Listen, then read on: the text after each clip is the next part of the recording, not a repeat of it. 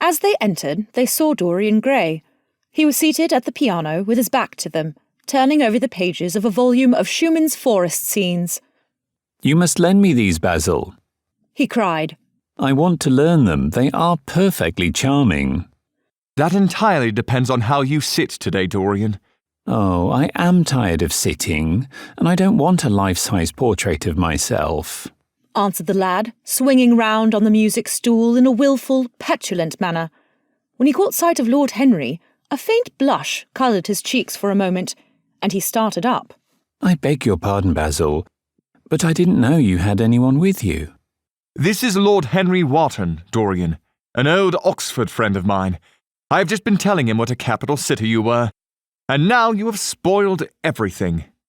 "You have not spoiled my pleasure in meeting you, Mr. Gray," said Lord Henry, stepping forward and extending his hand. "My aunt has often spoken to me about you. You are one of her favourites, and, I am afraid, one of her victims also." "I am in Lady Agatha's black books at present," answered Dorian, with a funny look of penitence. "I promised to go to a club in Whitechapel with her last Tuesday, and I really forgot all about it. We were to have played a duet together. 3 duets, I believe. I don't know what she will say to me. I am far too frightened to call." "Oh, I will make your peace with my aunt. She is quite devoted to you, and I don't think it really matters about your not being there. The audience probably thought it was a duet. When Aunt Agatha sits down to the piano, she makes quite enough noise for 2 people. "That is very horrid to her, and not very nice to me," answered Dorian, laughing. Lord Henry looked at him. Yes, he was certainly wonderfully handsome, with his finely curved scarlet lips, his frank blue eyes, his crisp gold hair. There was something in his face that made one trust him at once. All the candour of youth was there, as well as all youth's passionate purity. One felt that he had kept himself unspotted from the world. No wonder Basil Hallward worshipped him. "You are too charming to go in for philanthropy, Mr. Gray. Far too charming." And Lord Henry flung himself down on the divan and opened his cigarette case. The painter had been busy mixing his colours and getting his brushes ready.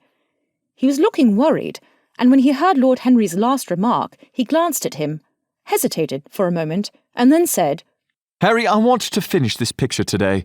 Would you think it awfully rude of me if I asked you to go away?" Lord Henry smiled and looked at Dorian Gray. "Am I to go, Mr. Gray?" he asked. "Oh, please don't, Lord Henry. I see that Basil is in one of his sulky moods, and I can't bear him when he sulks. Besides, I want you to tell me why I should not go in for philanthropy." "I don't know that I shall tell you that, Mr. Gray. It is so tedious a subject that one would have to talk seriously about it. But I certainly shall not run away, now that you have asked me to stop. You don't really mind, Basil, do you? You have often told me that you liked your sisters to have someone to chat to." Hallward bit his lip. "If Dorian wishes it, of course you must stay.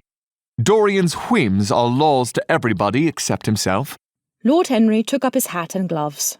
"You are very pressing, Basil, but I am afraid I must go. I have promised to meet a man at the Orleans. Goodbye, Mr. Gray. Come and see me some afternoon in Curzon Street. I am nearly always at home at 5 o'clock. Write to me when you are coming. I should be sorry to miss you." "Basil," cried Dorian Gray.